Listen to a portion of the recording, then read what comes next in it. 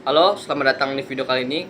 Kami akan membahas tentang komponen pembelajaran dan faktor-faktor yang mempengaruhi metode pembelajaran. Sebelum kita mulai, mari kita pahami dulu apa itu komponen pembelajaran. Komponen pembelajaran adalah suatu sistem kompleks yang terdiri dari berbagai komponen yang saling berinteraksi untuk mencapai pembelajaran. Komponen-komponen tersebut meliputi peserta didik, pengajar atau guru, metode, media, perlengkapan, dan lingkungan kelas. Semua komponen saling berhubungan untuk mencapai pembelajaran yang telah ditetapkan. Tujuan pembelajaran. Tujuan pembelajaran adalah tercapainya perubahan tingkah laku atau perilaku atau kompetensi pada siswa tersebut setelah mengikuti kegiatan pembelajaran. Tujuan pembelajaran Tujuan pembelajaran membantu dalam komunikasi, maksud kegiatan belajar mengajar pada siswa, pemilihan bahan mengajar, menentukan kegiatan belajar, media, dan juga dalam proses penilaian. Metode pembelajaran Metode pembelajaran adalah suatu cara atau jalan yang ditempuh oleh guru untuk menyampaikan materi pembelajaran sehingga tujuan pembelajaran dapat dicapai. Ada berbagai materi pembelajaran seperti ceramah, tanya jawab, diskusi, demonstrasi, dan lain-lain. Setiap metode pembelajaran memiliki kelebihan dan kekurangan yang perlu dipertimbangkan dalam proses pembelajaran. Faktor-faktor yang mempengaruhi proses metode pembelajaran.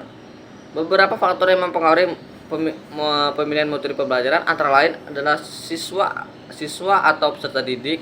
Metode pembelajaran harus disesuaikan dengan jenjang pendidikan siswa dan kemampuan mereka.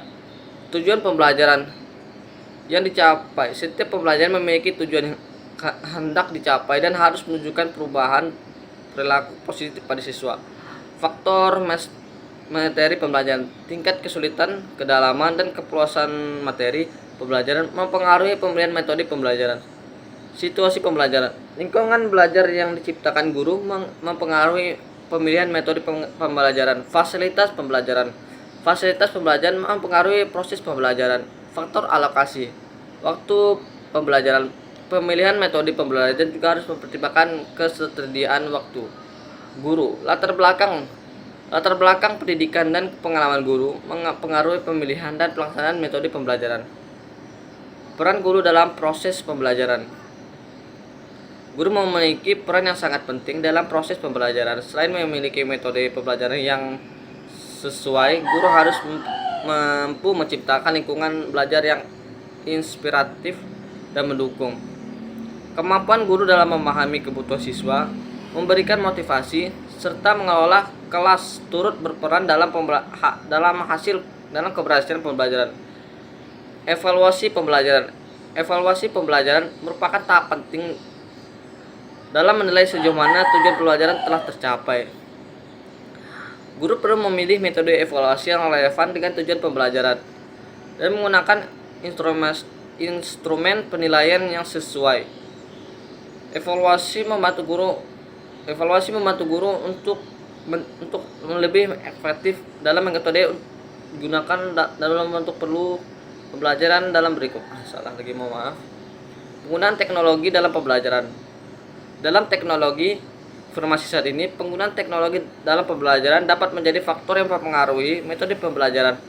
Penggunaan perangkat lunak, aplikasi, atau platform pembelajaran online dapat memperkaya pengalaman belajar siswa. Guru perlu memahami dan memanfaatkan teknologi secara efektif untuk mendukung proses perkembangan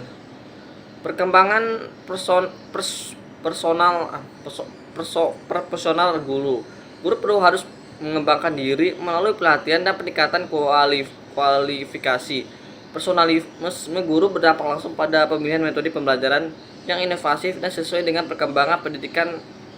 Guru yang terus belajar juga dapat memberikan pengalaman pembelajaran yang lebih baik bagi siswa.